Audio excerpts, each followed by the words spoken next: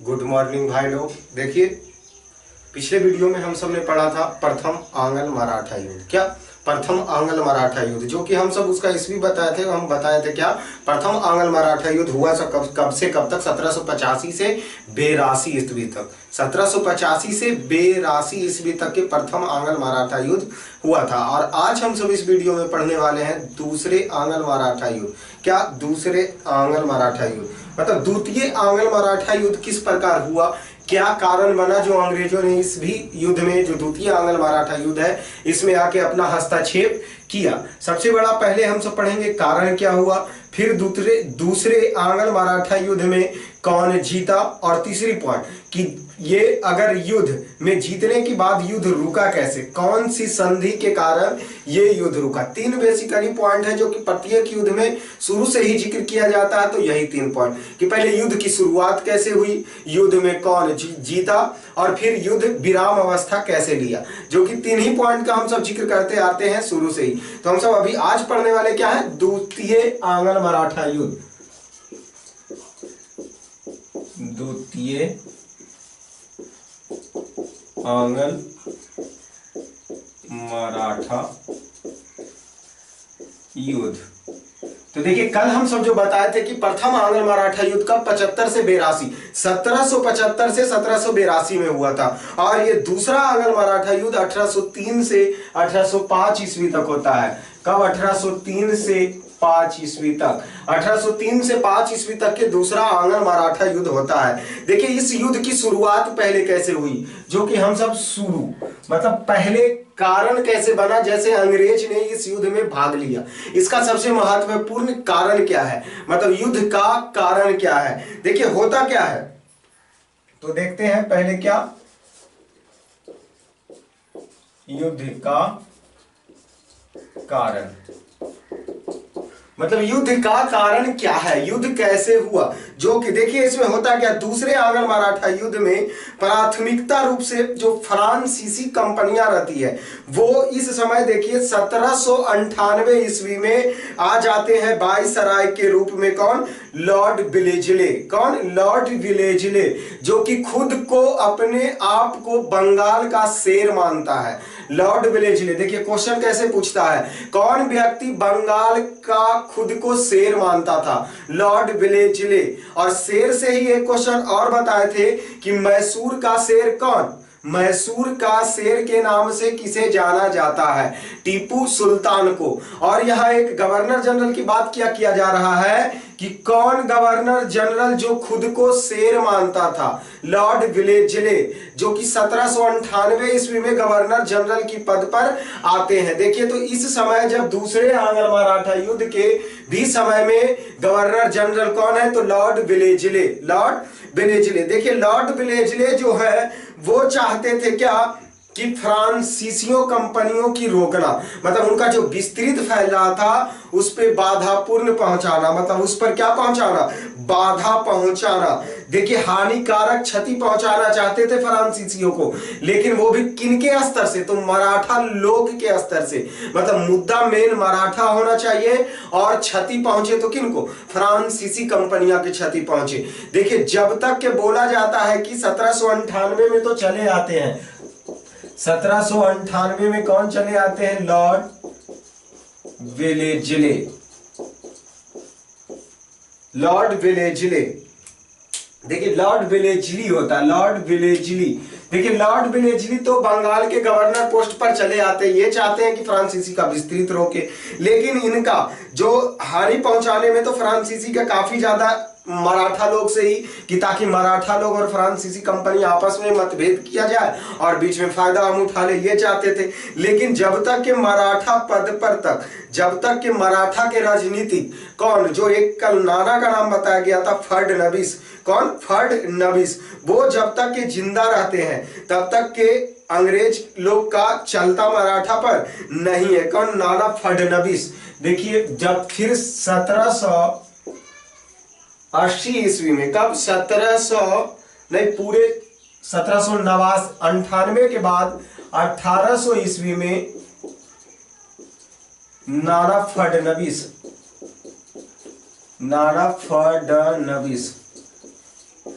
देखिए नाना फडणवीस की क्या हो जाती है, मृत्यु हो जाती है। और इसी मृत्यु के साथ में जो ये मराठा का राजनीतिज्ञ रहते हैं, जो कि राजनीतिज्ञ का कार्य कौन करते थे, नाना फडणवीस। क्योंकि प्रथम जब युद्ध ही बताए थे उस समय से ही बताया जा रहा है कि जो नाना फडणवीस राजनीतिक में काफी ज्यादा अपना योगदान रखते थे।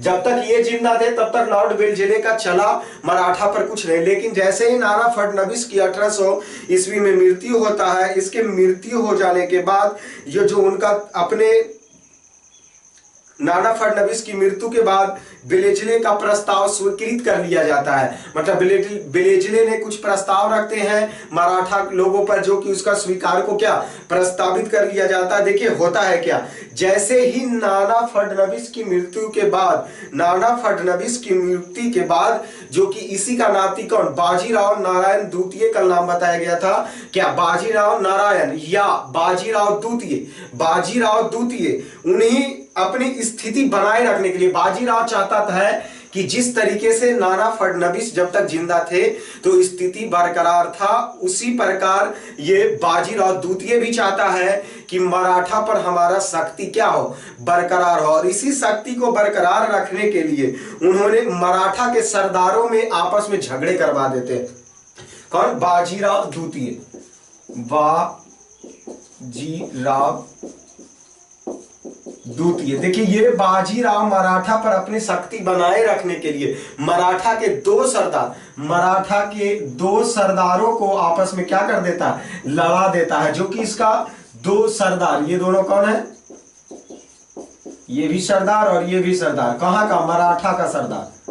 मतलब दो मराठा सरदार, बाजीराव अपनी स्थिति को बनाए रखने के लिए दो मराठा सरदारों के बीच में आपस में क्या कर देता है, लड़ा देता है। जिसमें देखिए मराठा सरदार है कौन कौन, एक दौलत राव सिंधिया,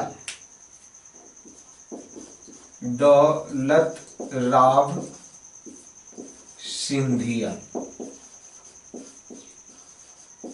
मतलब एक मराठा सरदार हो गए दौलत राव सिंधिया, और दूसरा सरदार होता है जसवंत होलकर,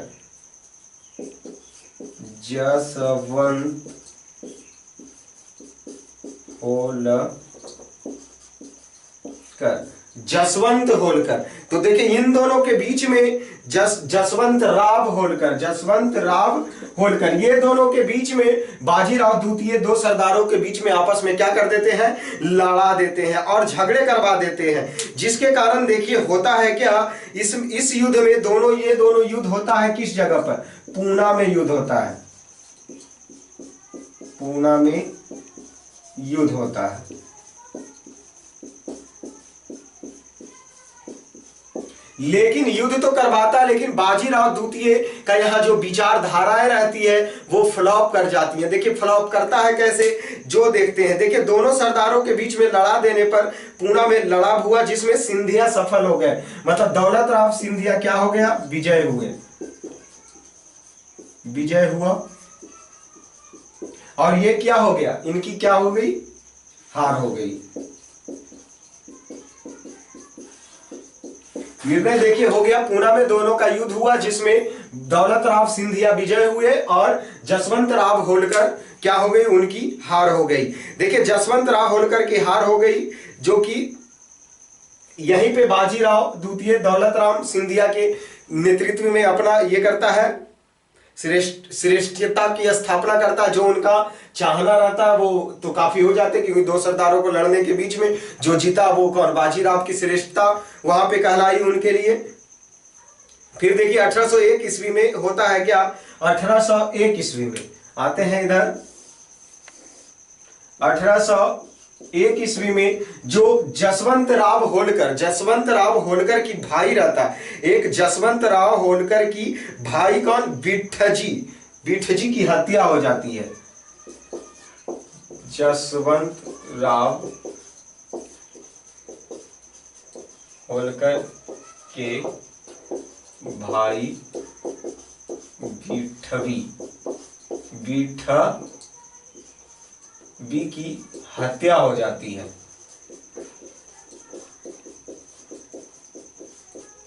मतलब जसवंत राय के भाई की बिठवी की क्या हो गई, हत्या हो जाती है। और यही होलकर जो वही हत्या के बाद, ये हत्या देखिए करवाता है कौन, बाजीराव सिंधिया के नेतृत्व दोनों का ही हाथ रहता, और इसी में उसका भाई का क्या हो जाता, हत्या हो जाता। उससे हत्या होने के बाद ये जो जसवंत राय होलकर रहता है वो पूना पर क्या कर देते, आक्रमण कर देता है। ये देखिए जसवंत राव फिर से पुनः पूना पर आक्रमण कर दिया।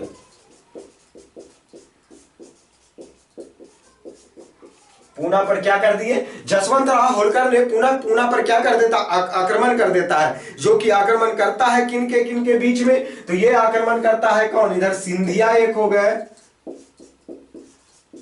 और प्लस पेशवा, क्योंकि बाजीराव कौन है, पेशवा है, और सिंधिया की तरफ से कौन हो गए, तो दौलत राव सिंधिया। यहां पे इन दोनों की क्या हो जाती है, पराजित हो जाते हैं, पराजित हो।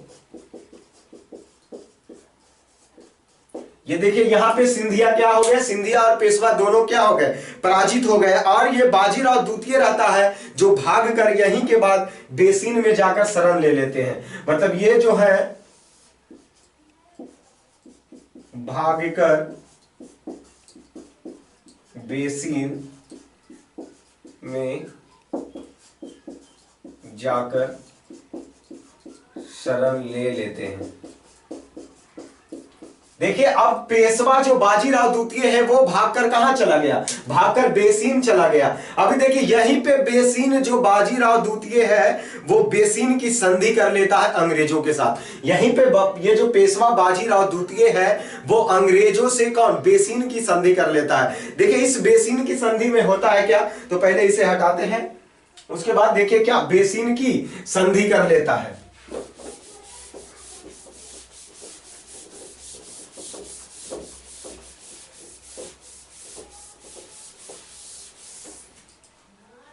देखिए बाजीराव,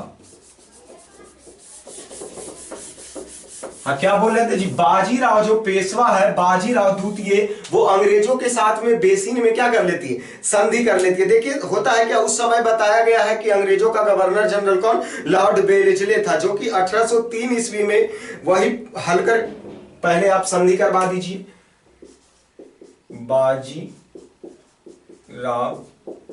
द्वितीय और अंग्रेजी, जो अंग्रेज के जो उस समय गवर्नर, अंग्रेजी गवर्नर जनरल लॉर्ड बेलेस्ली, लॉर्ड बेलेस्ली कौन सी, बेसिन की संधि करते हैं, बेसिन का संधि करते हैं। देखिए बेसिन का संधि करते हैं ये दोनों मिलकर। देखिए यही बेसिन की संधि होने के बाद वो जो किन से, जसवंत होलकर से, जसवंत राव होलकर से, किनको, जो ये कहां पे अटैक किए थे, पूना पर, तो पूना इसे छुड़ाया जाता है, पूना को छुड़ाया जाता है। देखिए पूना को अंग्रेजों की सहायता से पेशवा ने जसवंत राय होलकर से क्या कर लिए, छोड़ा लिए। देखिए फिर से 1804 ईस्वी में जसवंत राय होलकर ने भारतीय राजाओं की संयुक्त सेना के साथ अंग्रेजों को युद्ध में परास्त करने के लिए एक प्रयास किया। फिर भी उसके बाद देखिए छोड़ा लिया जाता है, लेकिन 1804 ईस्वी में होलकर, कौन होलकर जी, जसवंत राव होलकर और बहुत सारे सरदार मिलकर और बहुत सारे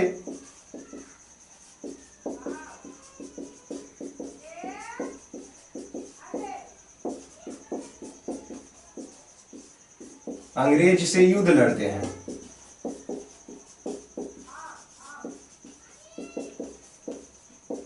युद्ध, अंग्रेज से क्या करते हैं, युद्ध लड़ते हैं। लेकिन देखिए प्रयास किया जाता है, लेकिन इनका प्रयास क्या, होलकर का प्रयास यहाँ पे क्या हो जाते हैं, विफल हो जाते हैं, विफल हो जाता है। हार जाते हैं और फिर होलकर क्या होते हैं, यहाँ पे हार जाते हैं। और हारने के बाद मराठा शक्ति यहीं से दूसरे युद्ध से मराठा शक्ति क्या हो जाता है, समाप्त हो जाता है। और बोल सकते हैं कि जब अंग्रेज लोग ये पेशवा बाजीराव द्वितीय ही क्यों ना रहे, लेकिन अंग्रेज ने यहाँ पे मदद किया। यहीं से पता चलता है कि मराठा शक्ति क्या हो गया, कमजोर हो गया। यहीं से पता चलते हैं क्या, मराठा शक्ति कमजोर हो गया, मराठा शक्ति क्या हो गए, कमजोर हो गए। अभी देखिए मराठा शक्ति तो कमजोर हो गया, यहाँ पे जो बाजीराव को फिर से अपना जो पूना छुड़ाकर उसे दे दिया जाता है बाजीराव द्वितीय के। लेकिन हुआ क्या था वहां पे, जो हम सब संधि करवाए बेसिन की संधि, इस संधि में क्या हुआ था, क्या इसके बदले में अंग्रेज ने भी कुछ मांग रखी होगी? क्योंकि देख लीजिए जब तक अगर उन्हें कुछ फायदा नहीं होगा तब तक वो मदद करने वाले नहीं थे। तो देखिए उसमें दिया क्या जाता है अंग्रेजों को, जो देखेंगे बेसिन की संधि में अंग्रेजों को क्या दिया जाता है, जो पढ़ेंगे।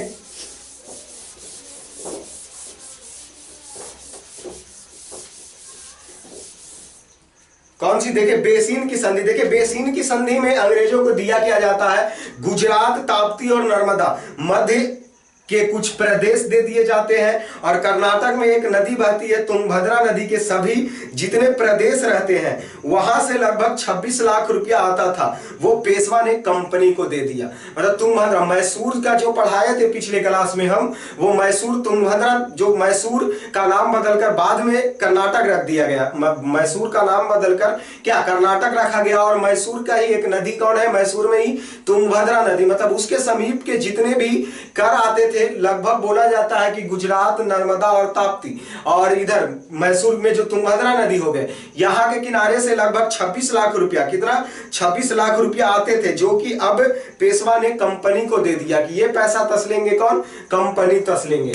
तो देखिए कौन संधि, बेसिन की संधि।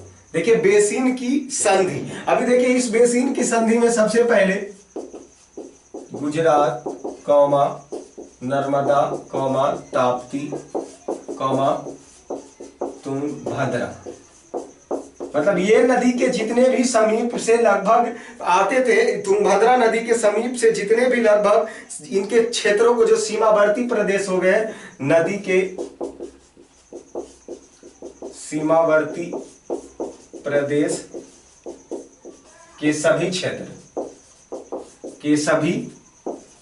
क्षेत्र से लगभग 26 लाख रुपया आते थे, वह अब अंग्रेजी कंपनियां लेंगी, अंग्रेजी कंपनियां लेंगी। मतलब सबसे पहला काम यह हुआ कि अब वो जो सब क्षेत्रों से पैसा आएगा वो पैसा कौन लेंगे, अंग्रेजी कंपनियां लेंगे। इसी का दूसरा कारण देखते हैं कि दूसरा चीज क्या होता है। दूसरा देखिए होता है कंपनी को सूरत नगर दे दिया गया। मतलब कौन सी नगर दे दिया गया, कंपनी को सूरत नगर दे दिया गया। बेसिन के संधि में कंपनी को सूरत नगर दे दिया गया। और अगला काम होता है क्या, अन्य राज्यों के संबंध स्थापित करने के सारे अधिकार पेशवा ने कंपनी को दे दिया। मतलब जितने भी अन्य राज्यों के सरकार का अधिकार, मतलब अन्य राज्यों के सरकार का भी जो संबंध में स्थापित कौन से सारे अधिकार, मतलब जितने भी अधिकार हैं सारे अधिकार वो पेशवा ने किनको दे दिया, अंग्रेजी कंपनियां के अधीन दे दिया। अगला होता है कि निजाम ने चौथा प्राप्त करने के अपने अधिकार को क्या कर दिया गया, छोड़ दिया गया। मतलब निजाम से जो चौथा प्राप्त करते थे, देखिए मराठा निजाम कहां के शासक, हैदराबाद के निजाम के शासक के यहां से कुछ कर प्राप्त किया जाता था, जो कि चौथा, मतलब निजाम, देखिए आपको पीछे ही बताया गया कि निजाम जो थे वो कहां, हैदराबाद के शासक थे। मतलब निजाम से जो चौथा कर प्राप्त किया जाता था, देखिए चौथा बोला जाता है एक प्रकार की क्या है, तो चौथा एक प्रकार की कर है। तो चौथा जो कर प्राप्त किया जाता था,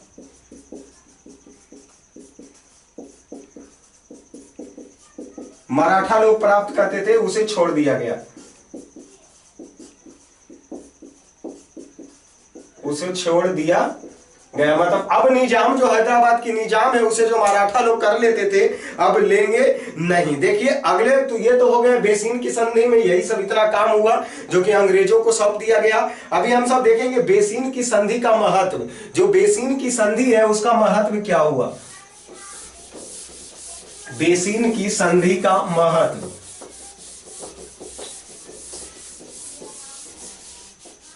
बेसिन की संधि का महत्व। अभी देखिए बेसिन की संधि से किस प्रकार का महत्व हुआ। देखिए बोला जाता है कि पेशवा द्वारा स्वीकार किए गए इस संधि से अंग्रेजों के हानि वाले लाभ अत्यधिक हुए। मतलब जो यहाँ पे इन्होंने पेशवा ने ये काम किया इससे अंग्रेजों को पेशवा ने जो संधि की उससे अंग्रेजों को अत्यधिक लाभ हुआ। अंग्रेजों को क्या हुआ, ये संधि से अंग्रेजों के अत्यधिक लाभ हुए। और बोला जाता है पेशवा मराठा परिसंघ की मुखिया और अंग्रेजों पर से निर्भर हो गए और अन्य मराठा सरदार ने भी अपनी गरिमा का क्या कर दिया, छोड़ दिया गया। देखिए होता है क्या, अगर हम बेसिकली बोले तो मराठा क्या हो गए, कमजोर हो गए। मराठा लोग जो भी उनका सरदार हो गए या पेशवा हो गए वो सब क्या हो गए, कमजोर हो गए। मराठे लोग क्या हो गए, कमजोर हो गए। देखिए आगे पढ़ते हैं। अंग्रेजों ने इस संधि के माध्यम से बिना किसी बड़े लंबे युद्ध से मराठा को क्या कर लिया, हासिल कर लिया। बिना किसी लंबे युद्ध से ही, बिना किसी लंबे युद्ध से ही, बिना किसी लंबे युद्ध से ही, मतलब इस संधि के माध्यम से अंग्रेजों ने अपना बड़े बिना सब क्षेत्र को क्या कर लिया, हासिल कर लेते हैं। बिना किसी युद्ध के बिना किसी लंबे युद्ध से ही हासिल कर लेते हैं। मतलब अगर ये संधि नहीं हुआ होता तो मराठा पर विजय के लिए उसे काफी ज्यादा क्या संघर्ष करना पड़ता, लेकिन ऐसा हुआ नहीं। बेसिन संधि का यही महत्व कि अंग्रेजों को आप बेसिकली एक वर्ड में बोल सकते हैं कि बेसिन की संधि से अंग्रेजों के अत्यधिक क्या हुए, लाभ हुए। इस प्रकार दूसरा आंग्ल मराठा युद्ध होता है और अगले वीडियो में हम सब पढ़ेंगे तीसरे आंग्ल मराठा युद्ध, जो कि उसमें भी 3 ही पॉइंट पढ़ा जाएगा। युद्ध किस प्रकार हुआ, इसका क्या कारण था और फायदा किन्हें हुआ, जो कि अगले वीडियो में मिलते हैं फिर कल। इसी के साथ आज इतना तक ही।